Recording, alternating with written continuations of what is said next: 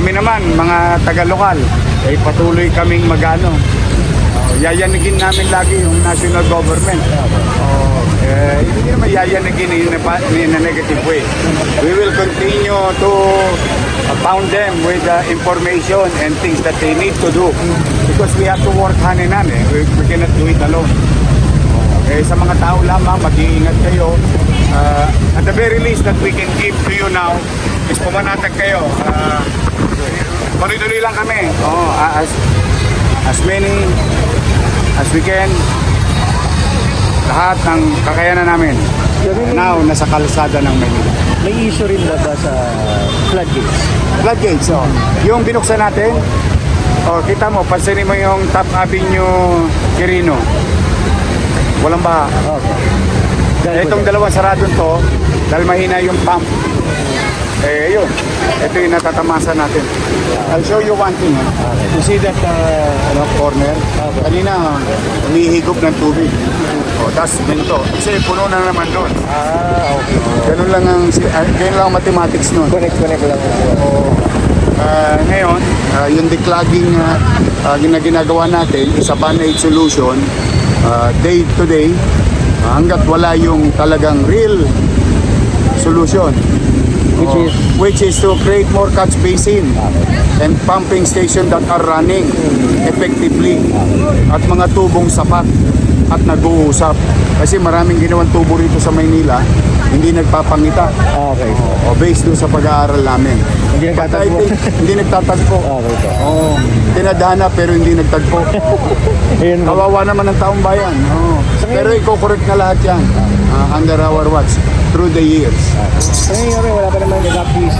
Wala pa naman, salamat sa Diyos. But your city government, through our social welfare director, Jay De La Puente, we are ready and our team.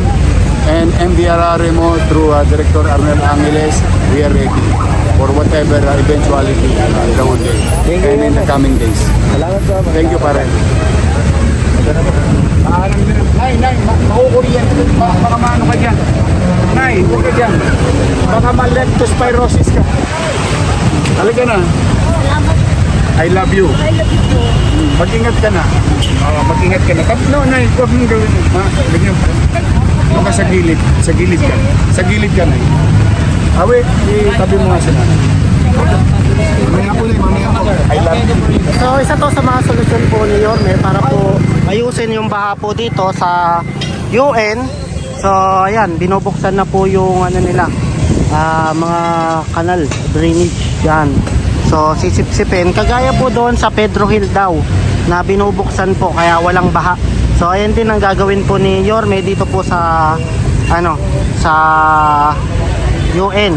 Ayan baha pakita ko lang sa gear. Ayun si Yorme. Andiyan si Yorme. So puntahan natin.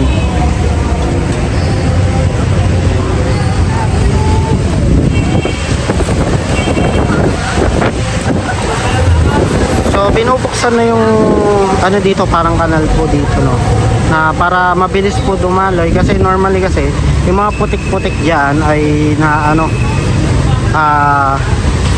parang naiipon kaya hindi mabilis dumaloy po yung mga tubig. So ayun yung isa sa mga solusyon po niyo.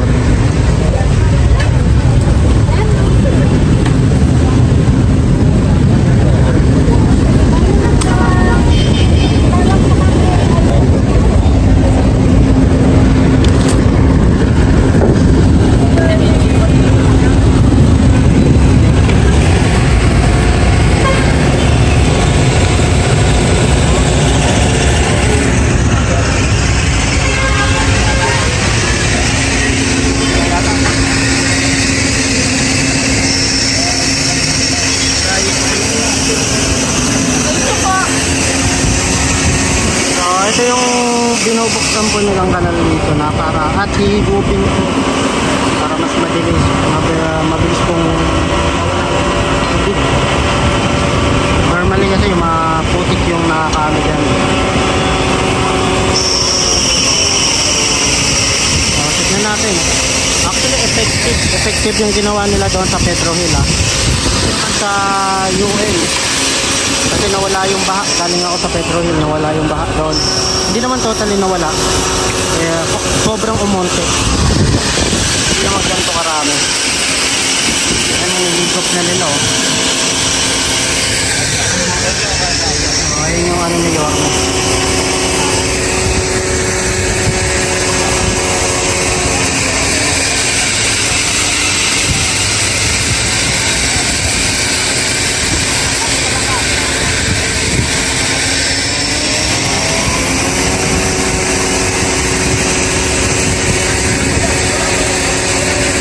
Actually, doon sa Pedro Hill, balik lang tayo, ay maganda na doon, no? Na-interview ko rin po yung head doon. Sabi niya is kanina sobrang baha raw, pero nung binuksan daw nila yung kanal doon is naging okay.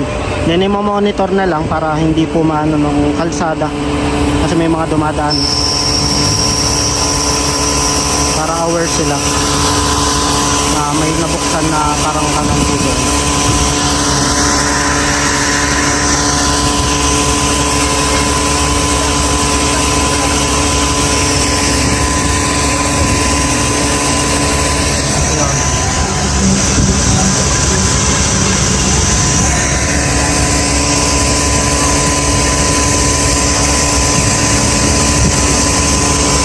Kasalukuyan po pinapanood ko ngayon na yung pagbubukas po.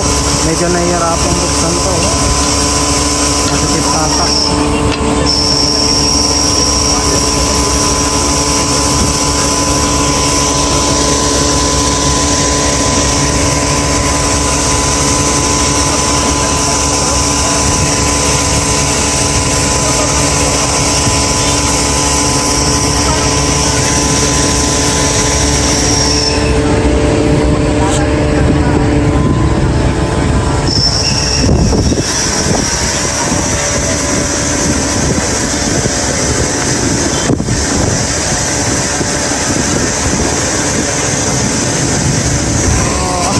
Medyo matagal na atang hindi nabuksan to, no? Kaya medyo nahihirapan sila buksan po yung parang anuhan to ng kanal dito sa UN, United. Lapit lang to sa LRT, UN. Babaan lang. Ayan, no? Anak, bumubuga. Bumuga.